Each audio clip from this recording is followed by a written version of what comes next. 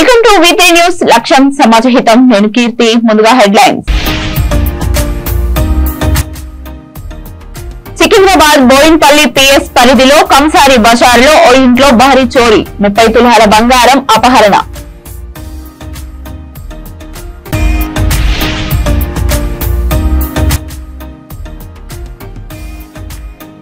కాంగ్రెస్ హయాంలోనే సాఫ్ట్వేర్ రంగాన్ని తెచ్చి ఎన్నో ఉద్యోగాలను కల్పించాం. ముషిరాబాద్ లో కాంగ్రెస్ విస్తృత స్థాయి సమావేశంలో బట్టి వ్యాఖ్యలు. హైదరాబాద్ లో నిర్వహించబోయే గ్లోబల్ పీస్ సంస్థ సమ్మిట్ కు ముఖ్యమంత్రి రేవంత్ రెడ్డి ఆమోదం. ఇన్వెస్టర్స్ ప్రపంచ దేశాల నేతలను ఆకర్షించే పనిలో కేఏ పాల్. ఇక డీటెయిల్స్ లోకి వెళ్తే సికింద్రాబాద్ బోయిన్పల్లి పిఎస్ పరిధిలో కంసారి బజార్ లో ఓ ఇంట్లో భారీ చోరీ జరిగింది. సురేష్ కుమార్ అనే వ్యక్తి ఇంట్లో ఎవరూ లేని సమయంలో గుర్తు తెలియని దుండగులు నకిలీ తాళాలతో ఇంట్లోకి ప్రవేశించి దొంగతనం చేశారు. 30 తులాల బంగారం అపహరణకు గురైనట్లు బాధితుడు సురేష్ తెలిపారు. ఇంట్లో వాళ్లు ఆసుపత్రికి వెళ్లిన సమయంలో గుర్తు తెలియని దుండగులు తాళం తీసి ఇంట్లోకి ప్రవేశించి దొంగతనం చేసినట్లు పోలీసులు గుర్తించారు. బాధితుడు ఫిర్యాదు మేరకు కేసు నమోదు చేసుకున్న పోలీసులు దర్యాప్తు ప్రారంభించారు. అల్మారా తాళం పగలగొట్టిన సమయంలో దుండగుల చేతికి గాయం అయినట్లు దానిపై ఉన్న రక్తం మరకల ఆధారంగా గుర్తించారు. క్లూస్ టీమ్స్, సీసీ కెమెరాలు ఆధారంగా పోలీసులు దర్యాప్తు చేపట్టారు.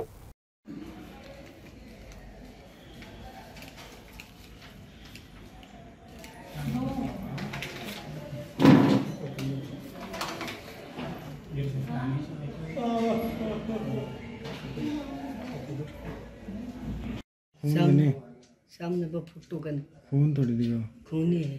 रोने डाली होगी।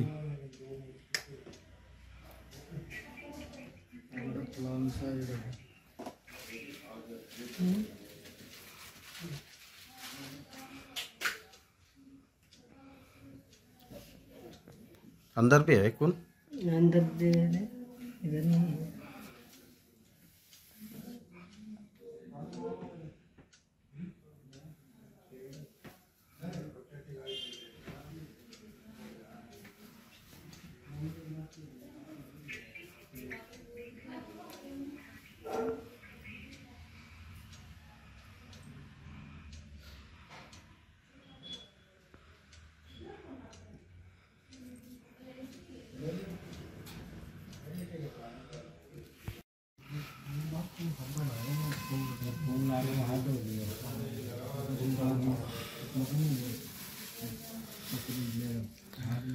एक लगा दिया, एक सेंटर का सेंटर वाला लगा दिया।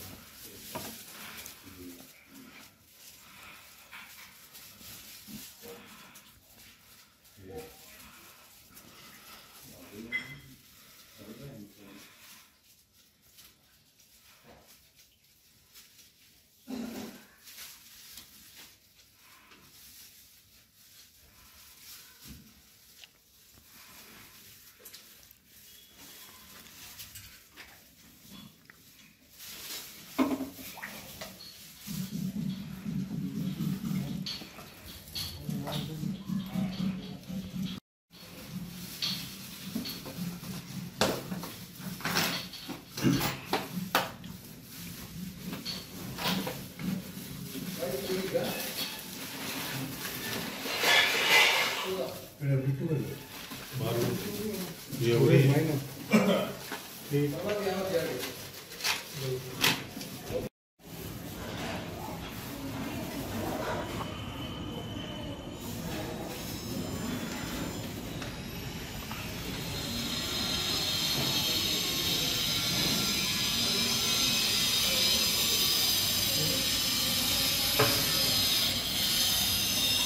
టీడీపీ అధినేత చంద్రబాబు నాయుడికి త్రుటిలో ప్రమాదం తప్పింది. బాబుకు శుభాకాంక్షలు తెలిపేందుకు బొకేలతో ఒక్కసారిగా స్టేజ్ మీదకు టీడీపీ నేతలు వచ్చేశారు. దీంతో అక్కడ కొద్దిగా తోపులాట చోటు చేసుకుంది.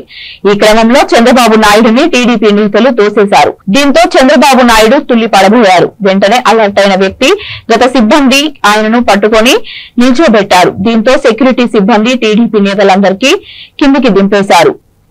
తూర్పుగోదావరి జిల్లా రాజమండ్రిలో టీడీపీ ఏర్పాటు చేసిన రా కదలిరా సభలో ఈ ఘటన జరిగింది.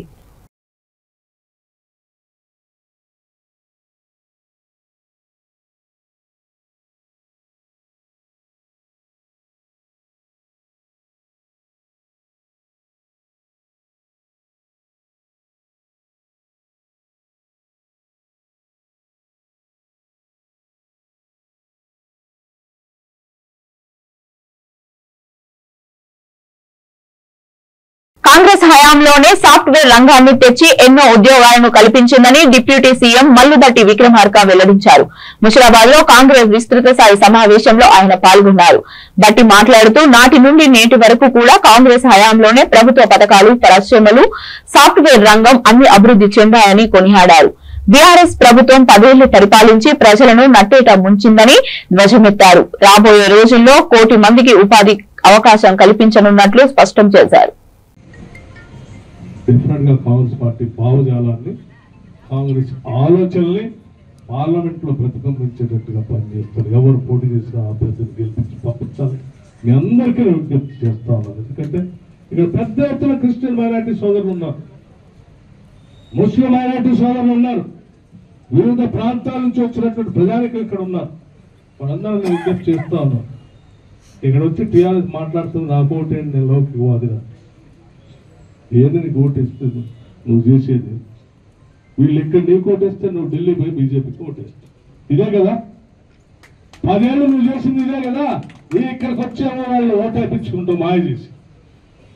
ఏ నుంచి ఢిల్లీ పోయి బీజేపీకి ఓటేస్తే పార్లమెంట్ లో అన్ని బిల్లులు. నాయకులు మాట్లాడే భాషను చూసి ప్రజలు నేర్చుకుంటారు. పాలించే వాళ్ళ భాష లేకపోతే పాలించే వాళ్ళ ఆలోచన ఆ రాష్ట్ర భవిష్యత్తు ఆధారపడి ఉంటుంది.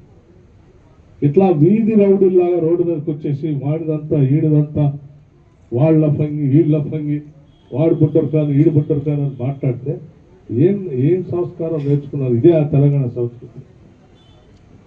దయచేసి మిమ్మల్ని ఇప్పటికే ప్రజలు మీరు చేసిన దోపిడీని గుర్తించి తిరస్కరించారు. తిరస్కరించిన ప్రజలు మీరు అలా ఉన్నారు. పట్టుమని 10 రోజులు కాంగ్రెస్ వాళ్ళు గ్యారంటీలు చేయలేదు. ఏం చేయలేదు? 10 ఏళ్ళు పాలన చేసావు. 3 ఎకరాలు భూ పంపిణీ చేస్తా అని చెప్పావు, చేసావా? 10 ఏళ్ళలో ఎవరికైనా భూ పంపిణీ చేసావా? 3 ఎకరాల భూమి దళిత గిరిజనులు పేదవాళ్ళకి చేస్తాను, చేసావా? ఇంటికి ఉద్యోగం వస్తా అని చెప్పావు, ఇచ్చావా? 10 ఏళ్ళు ఇవ్వలేదు కదా. ఇట్లా ఎన్ని చెప్పాము? మనందరి ముందు ఉన్నటువంటి అజెండా ప్రజల సమస్యల పరిష్కారమే మన ముందు ఉన్నటువంటి అజెండా. ఇల్లు లేనటువంటి వాడికి ఇల్లు ఇవ్వాలి, చదువు లేనటువంటి చదివించాలి, ఉద్యోగం రానటువంటి నిరుద్యోగ యువకులకు ఉద్యోగ అవకాశాలు కల్పించాలి. ఇది మన ముందు ఉన్నటువంటి ప్రధానమైన అజెండా. ఆ అజెండానే ముందుకు తీసుకుని పోతాం. ఇక్కడ ఉన్నటువంటి సమస్యలు, ఏ సమస్యలు ఉన్నా కాంగ్రెస్ పార్టీ ప్రభుత్వం ద్వారా మీరు ఏ చిన్న సమస్యను తీసుకుని వచ్చినా అది సహేతుకమైంది, ప్రజలకు పనికొచ్చేదైతే తప్పనిసరిగా ఆ సమస్యను పరిష్కారం చేస్తామని కూడా ఈ శాసనసభ నియోజకవర్గంలో ప్రజలందరికీ వచ్చేది. కేంద్ర సాంస్కృతిక పర్యాటక శాఖ ఆధ్వర్యంలో ఉస్మానియా యూనివర్సిటీలోని ఆర్ట్స్ కాలేజీలో లైట్ అండ్ సౌండ్ షోను ప్రారంభించారు. కేంద్ర మంత్రి Kishan Reddy, VC Ravinder, deputy mayor Srilatha Shobhan Reddy, cine నటుడు సాయి కుమార్ పాల్గొన్నారు. 1917 నుంచి ఇప్పటి వరకు 100 ఏళ్ల ఉస్మానియా యూనివర్సిటీ ఆర్ట్స్ కాలేజీ చరిత్రను అద్భుతంగా టెక్నాలజీ సహాయంతో వివరించారు. యూనివర్సిటీ చరిత్ర కథను పురావస్తు శాఖల వారు అందించగా, చరిత్రకు సంబంధించిన వాయిస్ ఓవర్ ను ప్రముఖ సినీ నటుడు సాయి కుమార్ అందించారు. కేంద్ర మంత్రి కిషన్ రెడ్డి చొరవతో సెంట్రల్ ఏజెన్సీలకు అందించే సాయం పథకంలో భాగంగా భారత పర్యాటక మంత్రిత్వ శాఖ ఆధ్వర్యంలో light and sound laser show ఏర్పాటు చేశారు.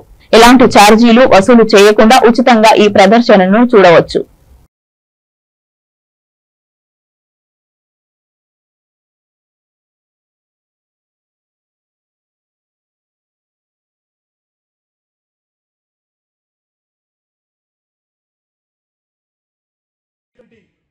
భారతదేశంలో అత్యంత ఎత్తైనటువంటి లేజర్ షో మన హైదరాబాద్ నగరంలో సుమారు 60 కోట్ల రూపాయలతోటి ప్రారంభిస్తా ఉన్నాము.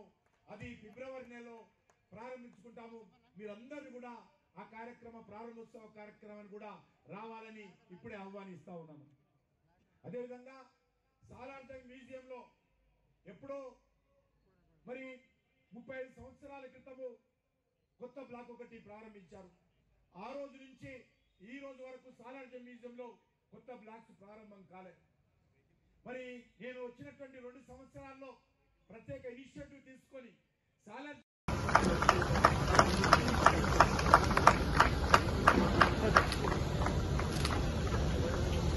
I call upon Dr. Shiva Yalala who's been a script writer. It is around Dr. Shivadya. ప్రతీక భారతీయ సంస్కృతి, భారతీయ సాంప్రదాయాలు గౌరవించుకోవడం, వేరు రాష్ట్రాల్లో ఉన్నటువంటి ఆ ప్రాంతంలోని చరిత్రను ప్రతిబింబించేటువంటి కట్టడాలను కాపాడుకోవడం, వాటి ప్రత్యేకతను, వాటి గొప్పతనాన్ని భావితరాలకు అందించేటువంటి ప్రయత్నం చేయడం ఈరోజు మనందరి అవసరం. ఇందులో భాగంగానే దేశవ్యాప్తంగా ఇటీవల మీకు అందరికీ తెలుసు 75 సంవత్సరాల స్వాతంత్ర పండుగ జరుపుకున్నాం, ఆజాద్ కా అమృత్ మహోత్సవ్. ఆ సందర్భంగా దేశ స్వాతంత్రం కోసం పోరాటం చేసినటువంటి అనేక వందలాది మంది అన్సంగ్ హీరోస్ యొక్క చరిత్రను బయటికి తీయడం జరిగింది. అందులో మీకు అందరికీ తెలుసు, ఢిల్లీలో అల్లూరి సీతారామరాజు అంటే ఎవరికి తెలియదు.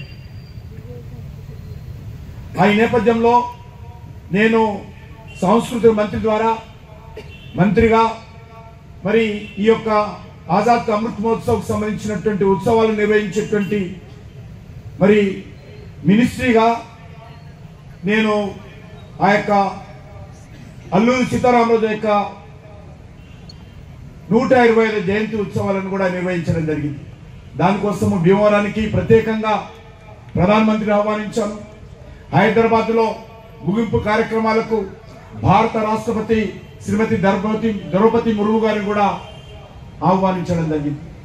ఈ రకంగా దేశవ్యాప్తంగా వందలాది మంది స్వతంత్ర సమరయోధుల యొక్క జీవిత చరిత్రను వాటిని ప్రిజర్వ్ చేయడము, డిజిటలైజ్ చేయడము, భావితరాలకు అందించేటువంటి ప్రయత్నము మరి ఈ సందర్భంగా మా మినిస్ట్రీ తరఫున చేయడం జరిగింది.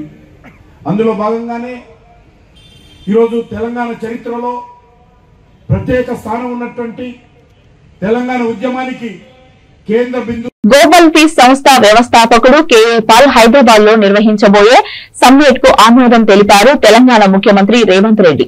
రాజధానిలో జరిగే ఈ సమ్మిట్ లో ఇన్వెస్టర్, ప్రపంచ దేశాల నేతలు పాల్గొంటారు.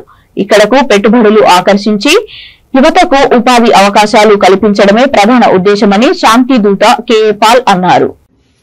I am here sitting with the Honorable Chief Minister of Telangana State, capital city Hyderabad. We are conducting Global Peace Economic Summit on October 2nd, Gandhi's birthday.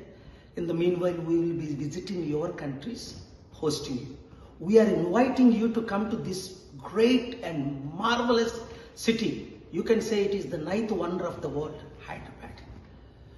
And the Honorable Chief Minister is welcoming you. Please. Sri Revanth Reddy ji. I am inviting you to Global Summit organized by Dr. K.A. Paul in Hyderabad.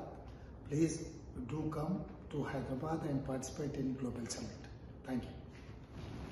High court నూతన భవనం కోసం స్థలం కేటాయించడం సమంజమే అయినప్పటికీ అది వ్యవసాయ, ఉద్యానవన పంటల కోసం పరిశోధనలు నిర్వహిస్తున్న స్థలాన్ని కేటాయించడం ఎంతవరకు సమంజసం అంటూ విద్యార్థులు ప్రశ్నిస్తున్నారు. తక్షణమే 55 జీవోను రద్దు చేయాలని డిమాండ్ చేస్తూ కొద్ది రోజుల క్రితం రాజేంద్ర నగర్ లోని వ్యవసాయ వర్సిటీ పరిపాలనా భవనం ముందు నిరసన కార్యక్రమం చేపట్టారు. దీంతో రంగంలోకి దిగిన రాజేంద్ర నగర్ పోలీసులు విద్యార్థులను అదుపులోకి తీసుకునే క్రమంలో ఏబీవీపీ రాష్ట్ర నాయకురాలు ఝాన్సీ జుట్టు పట్టుకుని లాగడంతో కింద పడిపోవడం జరిగింది. గాయాల పాలై ఆసుపత్రిలో చేరింది. ఈ విషయం అన్ని పత్రికల్లో, మీడియాలో వైరల్ కావడంతో సైబరాబాద్ సిపి సీరియస్ గా తీసుకున్నారు. ఈ ఘటనకు కారణమైన 2 మహిళా కానిస్టేబుళ్లకు సస్పెన్స్ ఆర్డర్ జారీ చేశారు.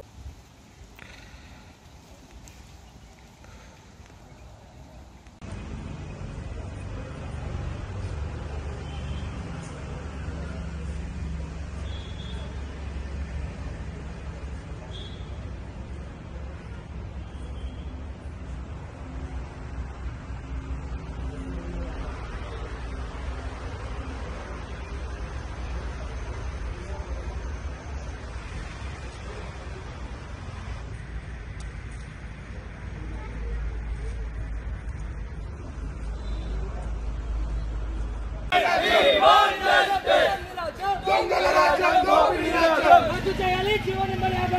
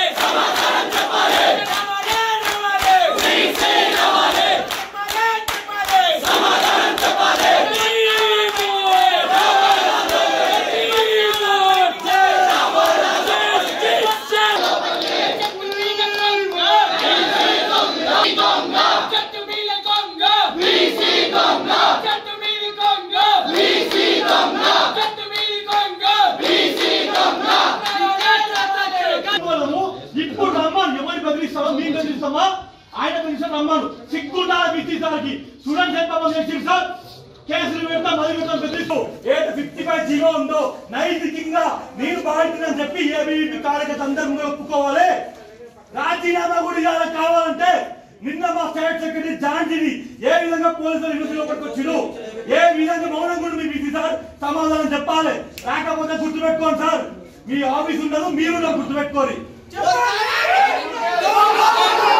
పరిగి నియోజకవర్గంలో బీఆర్ఎస్ కార్యకర్తల సమావేశంలో బీఆర్ఎస్ వర్కింగ్ ప్రెసిడెంట్ కేటీఆర్ పాల్గొన్నారు.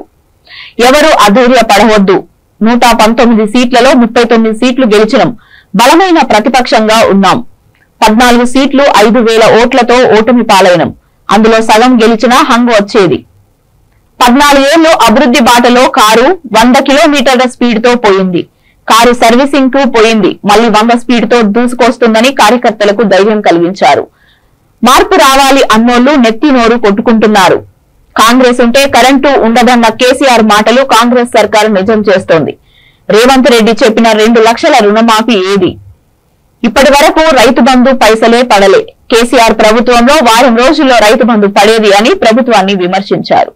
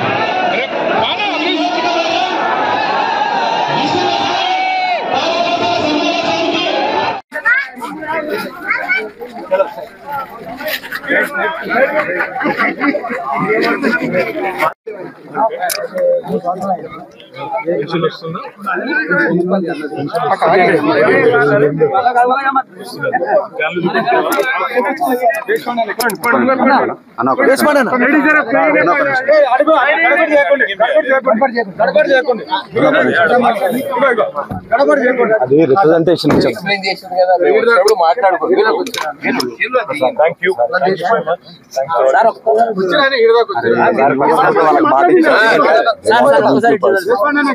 అయితే 30,000 తీసుకుని గ్రామ సభ పెట్టి అప్రూవల్ చేయించిందని నేను ఓపెన్ గా స్టేట్మెంట్ ఇచ్చాను. ప్రెస్ లో కూడా కవర్ అని టీవీ న్యూస్ లో కూడా 30,000 తీసుకుని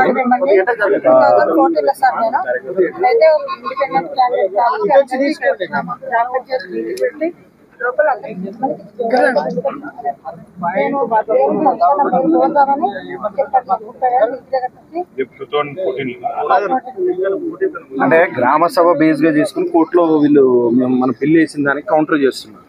is an evidence and on top of it as a party we should give us the support.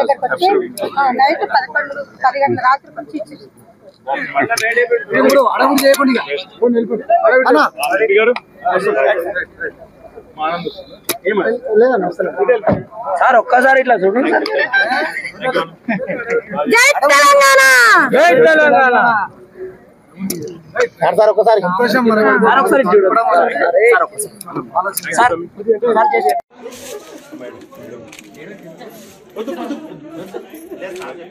ఇల్లు సొంతమేనా?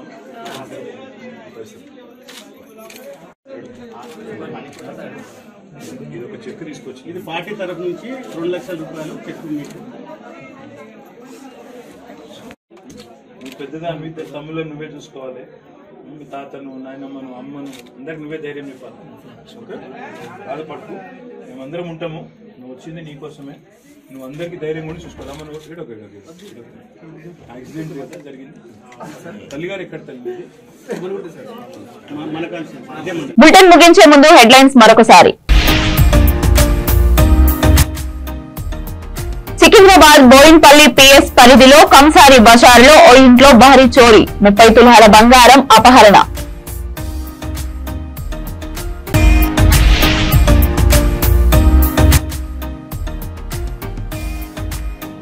కాంగ్రెస్ హయాంలోనే సాఫ్ట్వేర్ రంగాన్ని తెచ్చి ఎన్నో ఉద్యోగాలను కల్పించాం. ముషిరాబాద్ లో కాంగ్రెస్ విస్తృత స్థాయి సమావేశంలో బట్టి వ్యాఖ్యలు. హైదరాబాద్ లో నిర్వహించబోయే గ్లోబల్ పీస్ సంస్థ సమ్మిట్ కు ముఖ్యమంత్రి రేవంత్ రెడ్డి ఆమోదం. ఇన్వెస్టర్స్ ప్రపంచ దేశాల నేతలను ఆకర్షించే పనిలో కేఏ పాల్.